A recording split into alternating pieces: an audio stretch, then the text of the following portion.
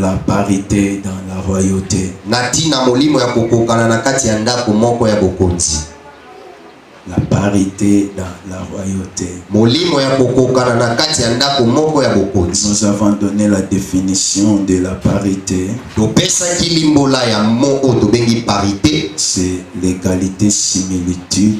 Eza bokokani ya motu ya moko entre des objets de même qualité, de même nature, c'est ça la parité. Na babiloko lolenge mibale topesa na lolenge moko. Et quand nous parlons de la dignité ou de royauté, natango tozolo banati na royauté, c'est la dignité du roi. Eza lokumu esengeli bapesa na mokonzi. C'est la gloire réservée au roi. Eza lokumu esengeli kaka po batikela mokonzi. Mais curieusement, kasi likambo ekamwisi biso, nous remarquons dans le palais du roi, tomoni na kati ya ndako ya mokonzi, il y a l'égalité. Eza na bokokani ya lokumu. C'est-à-dire la reine avec son peuple, le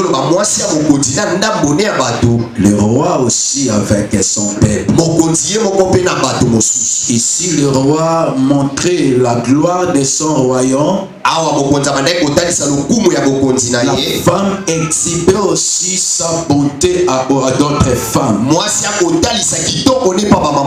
Et nous disons ce n'est pas bon, parce qu'il faut que le roi bénéficie de ses hommages. Mais le roi, il bénéficiait de l'honneur, à côté aussi la femme bénéficiait des hommages. Et dans l'œil prophétique, nous disons non, ça c'est la parité. Le dimanche passé, on avait dit sur le plan social, oui, la parité c'est possible. Mais dans le domaine spirituel, il n'y a pas de parité entre femmes et l'homme selon la Bible. On avait parlé de beaucoup de choses même sur le mariage. Nous avons essayé de mettre l'équilibre par rapport à ce que le Seigneur attend des hommes. Et par rapport à ce que Dieu attend de la femme. Aujourd'hui, je n'ai pas le temps de dire dans ces points. Il y a un objectif, je vais suivre ce matin.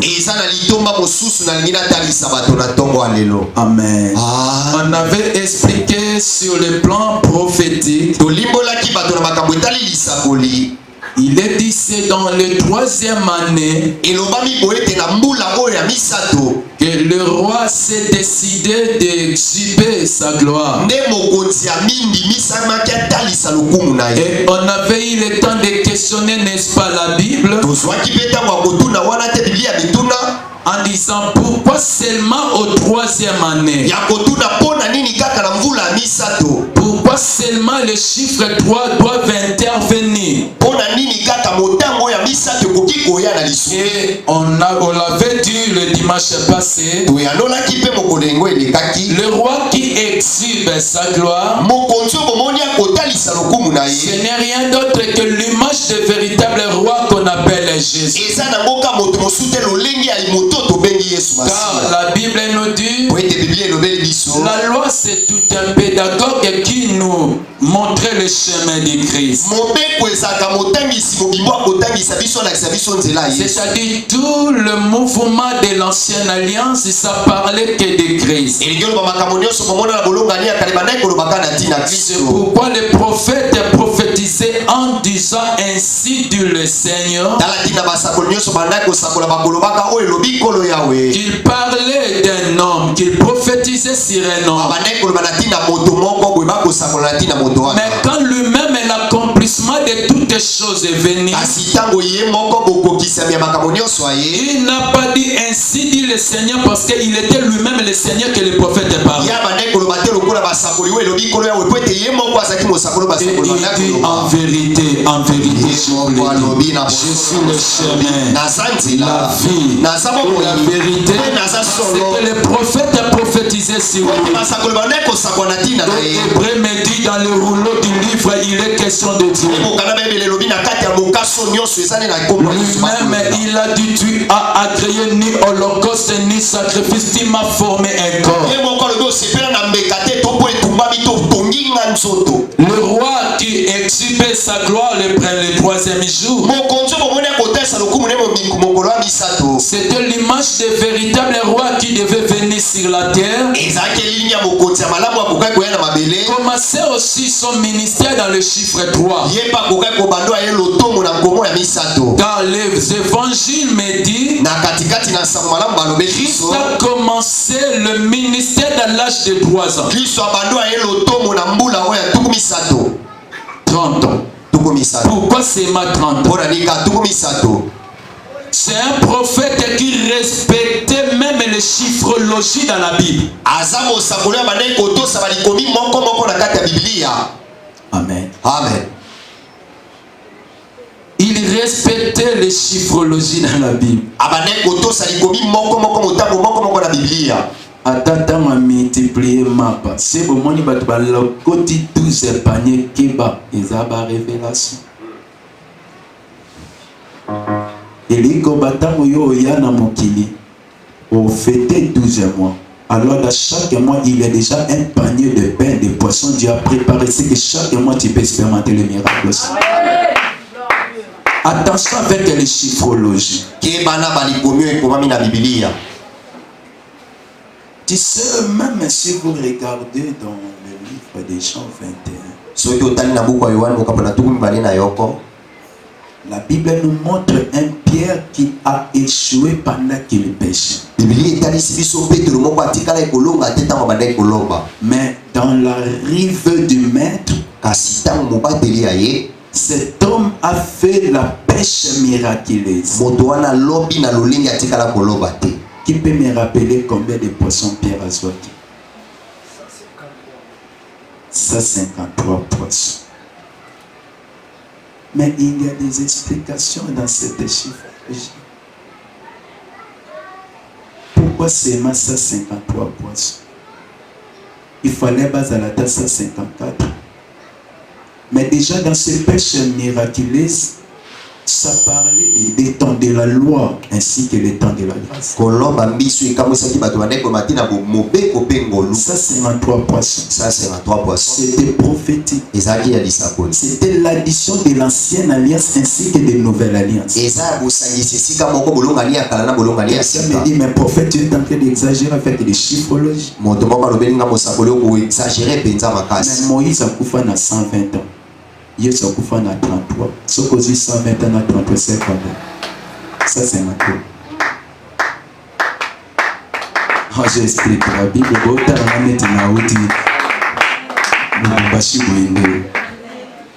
Je parle de chiffrologie. Il a fait un miracle de 153 poissons. Merci mon fils. A Bengi Moïse n'a âge à 80 ans. Pour Moïse à travers combien de temps? 40 ans. C'est que âge nous a formé à moto il est kaka âge face à la mission.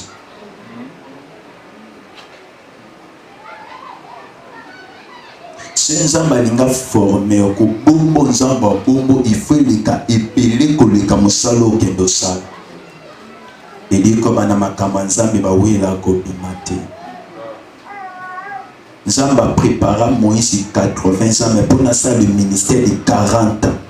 Na 120 ans à Moïse. La Bible le dit que Moïse a koufi à Zalaka encore la force. À Zalaka encore na makasi. Nana peut koufa na 120 ans pas à makasi. Et lorsque ça Moïse a makasi, c'est que l'homme c'est ma présence en Zam. Parce que l'issue ça détruit le corps, mais la présence de Dieu régénère dans notre moto. Quelqu'un m'attend. A Koufi na 120 ans, mais ma casse. Mais Yesu Tangoye, il a commencé le ministère à 30 pendant 6 ans à 33 ans. Il y a un Jésus, l'homme est de 33 ans, mais Moïse, il est l'homme de 120. Et ces jours-là, Pierre expérimentait le miracle.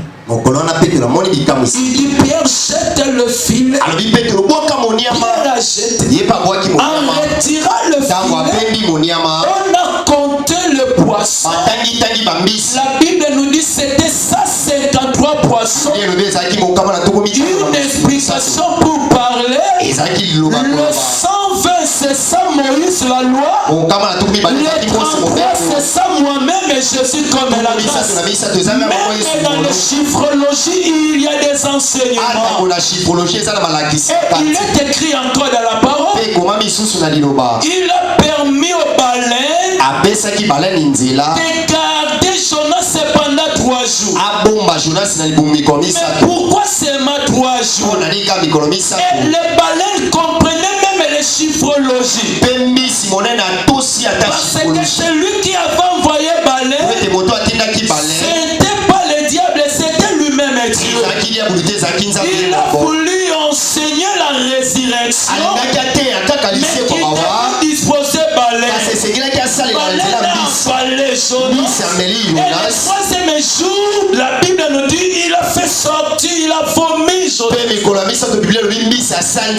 quand le véritable Jonas est venu, il était en train d'expliquer.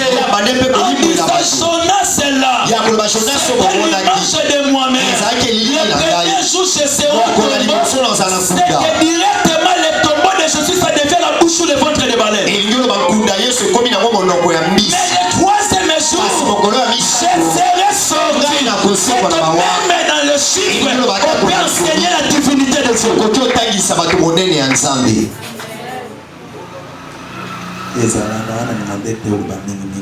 Le 3e jour, il a fait montrer la gloire.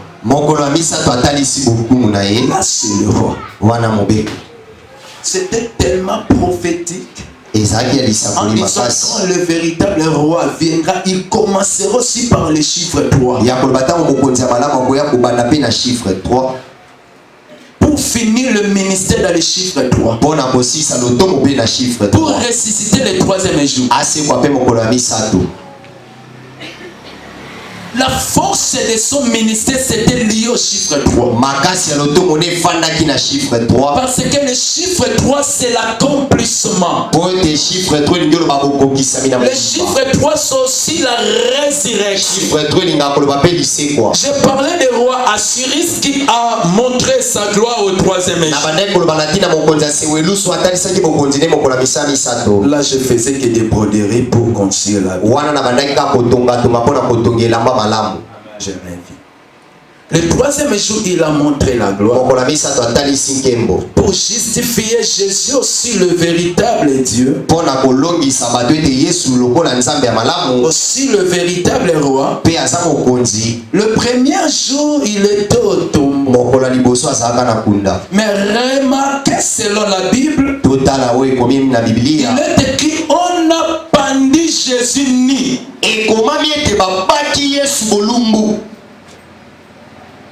Babaka Yesu na litaba te.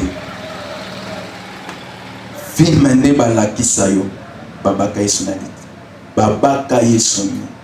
Ebi pona nini? Ani ngana loba makamo mena oli ngati ngana loba. Oyebi bien aimé. Okoki ko banda. Kokota na arche. Oke penza na parvis.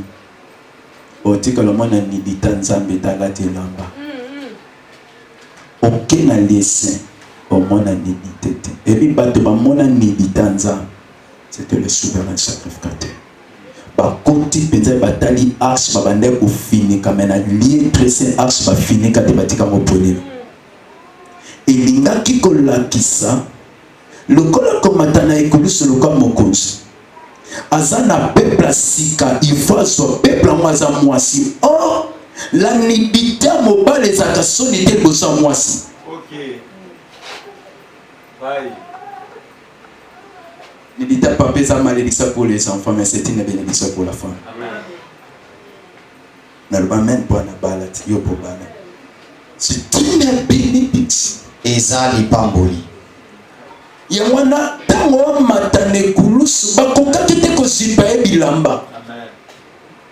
Ezaki na un autre peuple, un autre femme, il fallait qu'habika. Oh, c'était la dimension intimité. Il fallait qu'il sur la croix asana bilamba te pone sa moi si j'étais. Amen. Asita mamati okata bilamba na ye ti aso mata Jésus pandini sabi. Baba qui est bolongo lamba te. Parce que ça qui na peuple moko il fallait qu'elle la te lamba. Mais le troisième jour tango Yesu a seku olimba mona ye ni ba mona ni te ba mona ne lamba mara linga sima lobiko sima ngate na matina ne batata te po na lati nzota nkebo. C'est que le troisième jour tango Yesu a seku et lamba seku na mo c'était de la gloire du Père. Gloire à Jésus.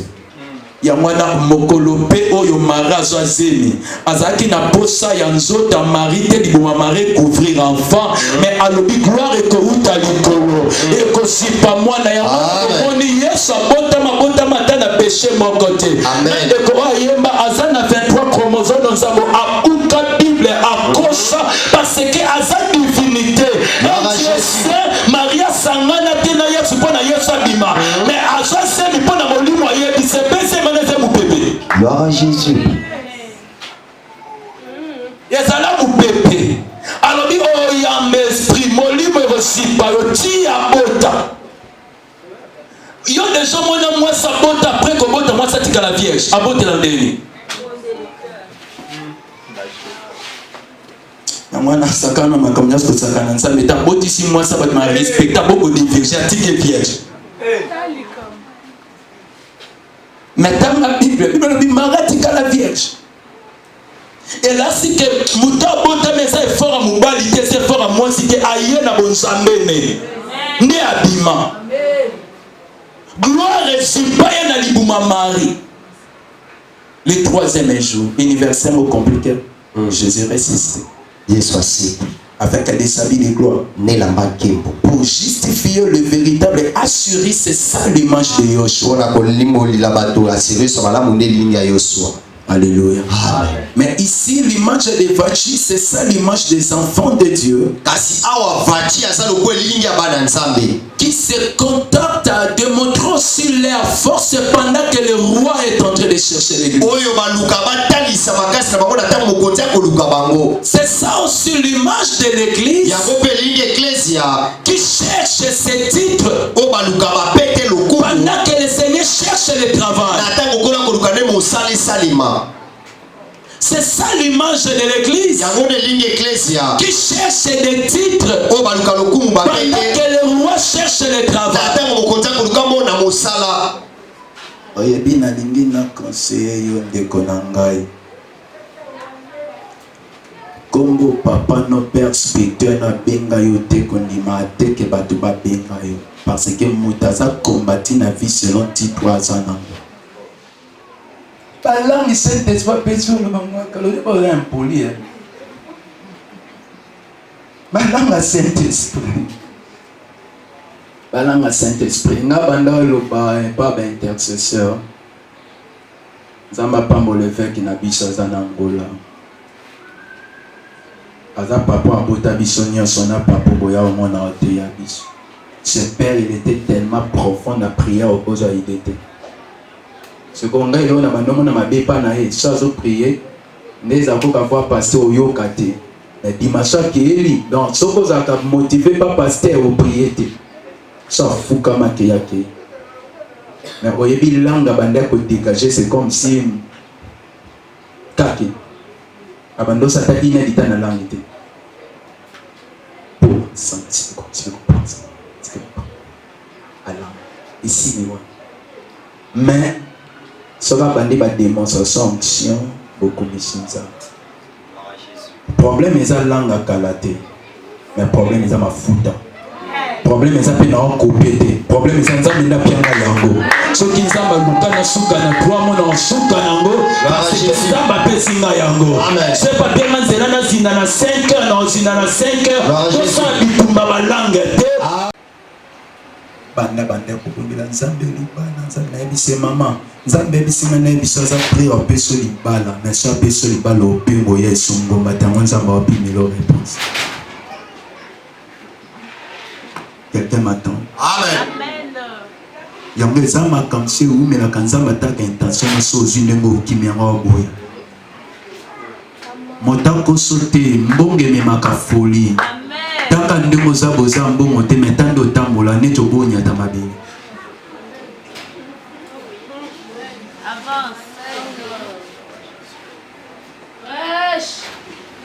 J'ai dit des choses choquantes, mais il faut être réaliste. Ngalinga tene kibasimani yaya nanga osata na $10 te bosenza ba peso se nanga pasteur na bando tremble se mutazanga za orgueil bosambela nzambe so apesa pesa ndako pardon nzamba pie mukie apie bile to kokate mutalolendo soka pamba mapaka acha bato nyonso mal à l'aise.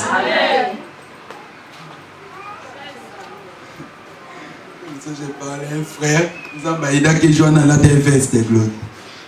Dans l'église. Tu as cassé mon tata. La fin de tes cas. Nous avons dit les frères, vous avez la place au Kinde, témoin l'acception des milliers d'époux. Ça c'est l'orgueil. Mais je suis là, tu vas pas donner à Tchanana. À quand même tu colles. Tu veux le même. Nalina biso lata bia lata mabeti kala yo kokoma orgueil te tikala ata juwana obeti kabelo ti na katikati lokwa tatu watana mami watatikala kabelo na yo esa yo kobandisa biso pepe ya kapena competition ni ya bilamba ni ya suki ya kapena to lukanza na to pika na nanzana na Yesu que si likende Jésus mabeta lioto amen mabeta lioto amen nyoso tozo lukasali amen sanga lo basali sali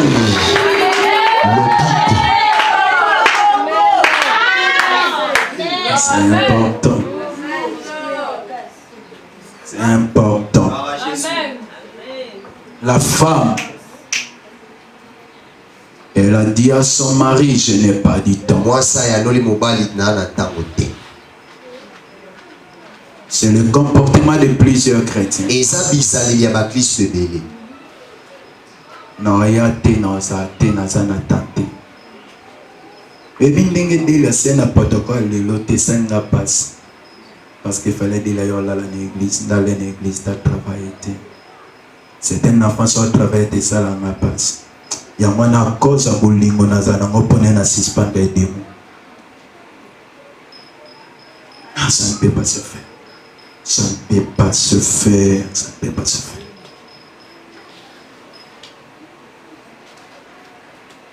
Il faut toujours se trouver du temps pour Dieu. Et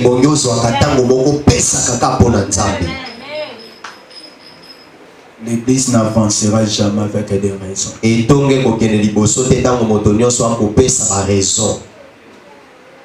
le ministère n'avancera jamais avec des raisons.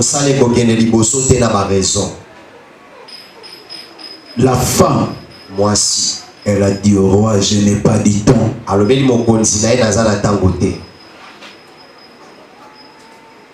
Souvent tu es occupé par quoi ainsi que par qui?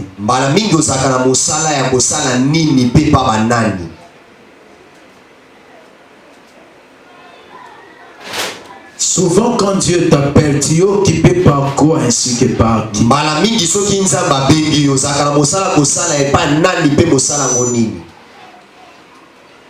Église, amen.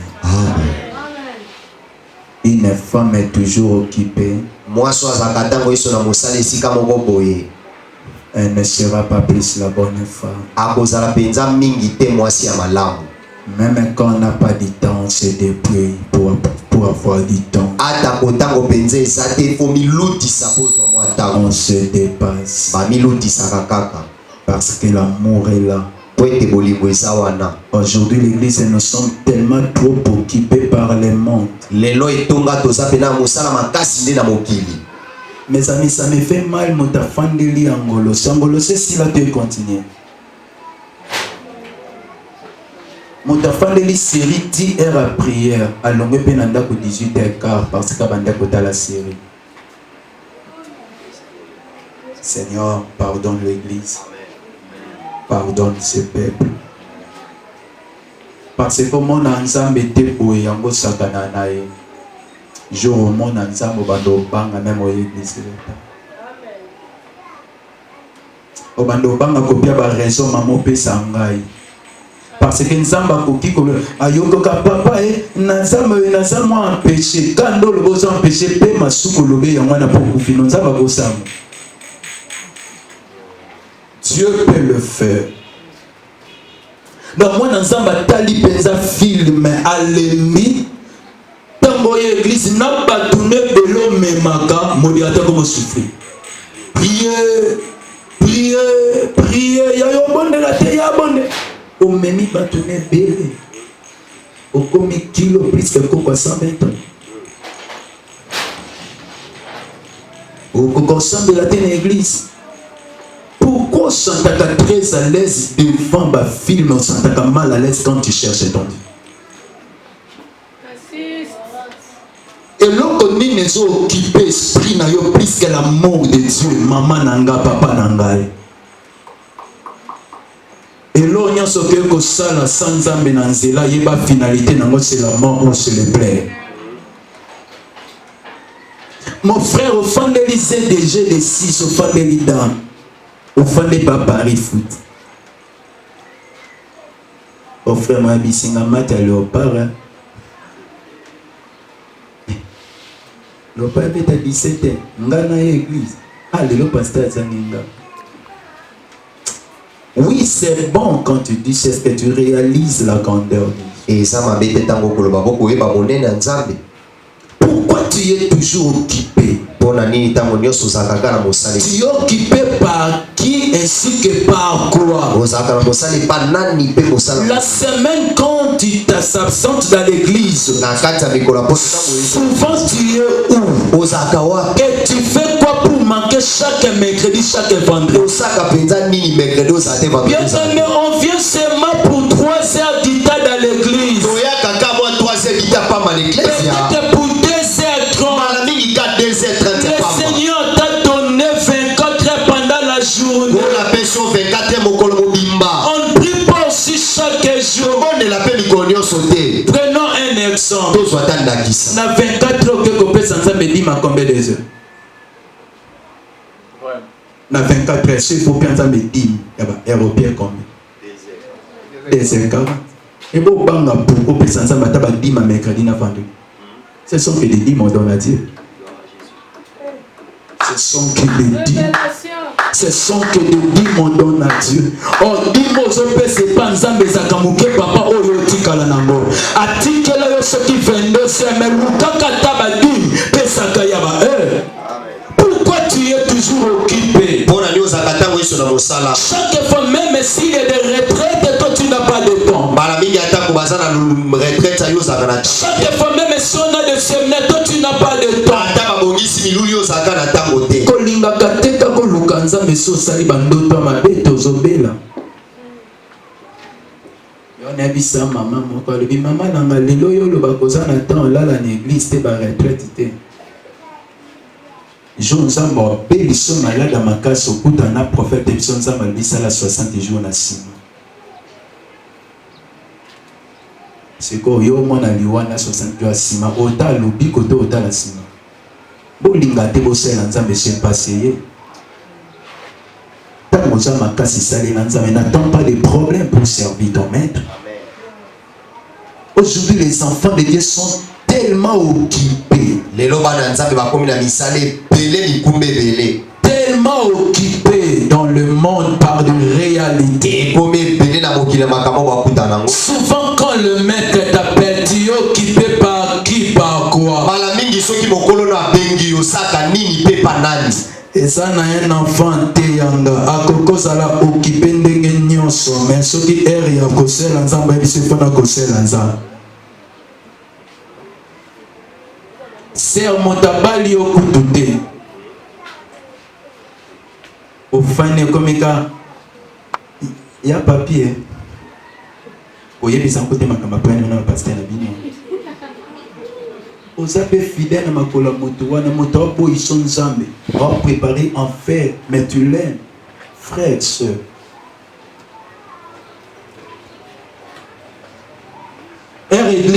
sœur église bapaster bovimisa mwa babu oyebisa mpe bango combien de démons botikela ngai nga namona hôpital babinga na badémon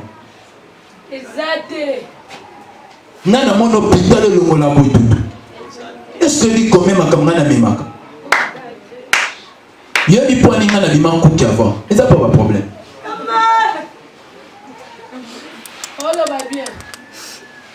otalanga bien te nazala na nkunki yango eza moko makambo ya mpeshanga naza molai parce que na bandomema makambo ya bato depuis 12 ans tina oke 14 ans naza babaki funda na mokongo des fois na perdaka pongi se nakanisi juna nakanisi baproblème ya mado ngalobi nzambe fosala ya mwana esanga mposi moto apesi $50 action de grâce na pesi ya paster alie bien ndeko nanga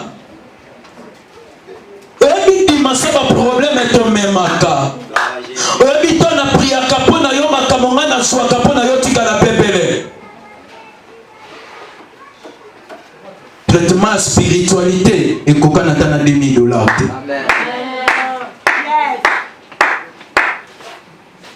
l'église est trop occupée par les réalités. L'église est comme occupée mingi na makambo. Le maître est en train de te chercher mais tellement occupé. Mon batelia koloko yo occupé makasi. Tu as des qualités mais ton cœur occupé par le monde. Osala makambo malamu okosala nzambe kasi motemeke na moki. Tu as des qualités mais ton cœur occupé par des hommes. Osala makambo malamu osala nzambe motemeke na moki. Tu n'as pas même le temps de vivre la solitude avec Dieu. Osata konata moto tikala ka yo moko na nzambe. Tu sors du matin accompagné, le soir accompagné. Obimana tongo na bato bakotambuso na kutuna ba. Tu fais le mixage des hommes. Osangisa Tu mibali. ne sais pas tu amènes qui dans ta destinée. Fe bato so mema nani na nzela na Tu ne yo. sais pas qui est le Jonas de ta destinée. Oyebite Jonas ya nzela no azanga. Lundi occupé, mardi occupé, mercredi occupé, jusqu'au dimanche occupé. Kilo dimanche osaka occupé. Même le samedi, tu sais que dimanche il y a culte. Ata samedi obike dimanche osaka. Prends le temps de prendre des beaux frères. Ensuite on meli Tu meli prends ba le temps bofo. de prendre des petites On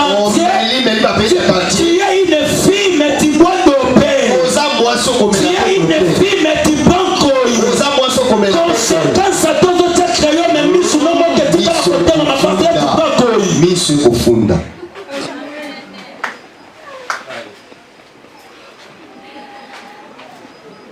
Avance. Conséquence à koimbi soko. Et bon, moi dimanche ça moi église, non que papa pasteur bingenga. Boyemba. Bobi. Boyo kama manza. O pesa. Si comme mon tabou moi c'est l'ensemble et nanga naza posa papa visiter ma papa mes frères. Boniko.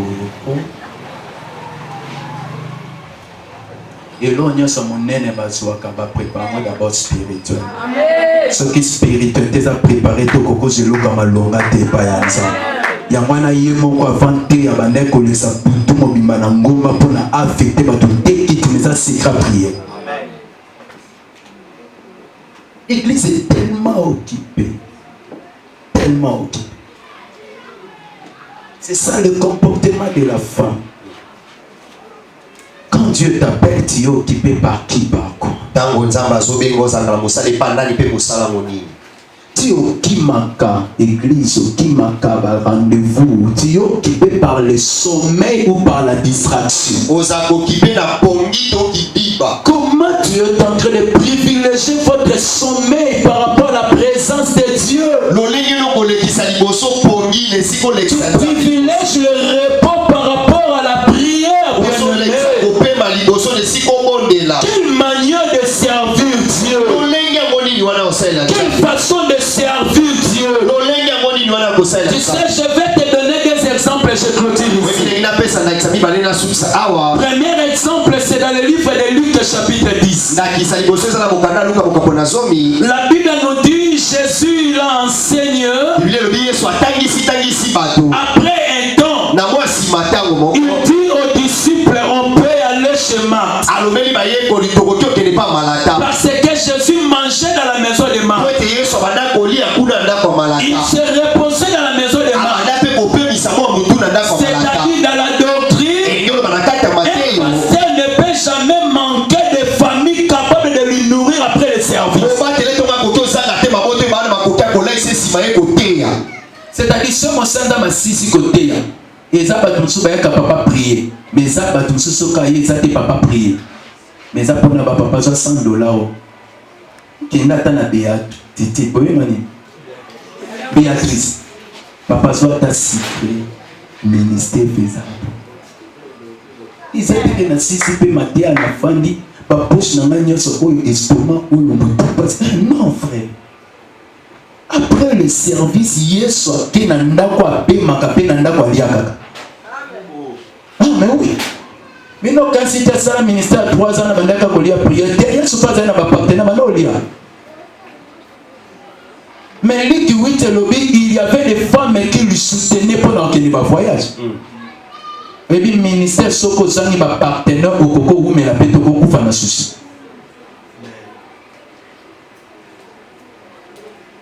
Ministère c'est quand vous avez une prière, tu manques les gens pour te soutenir, attends à $10 à part.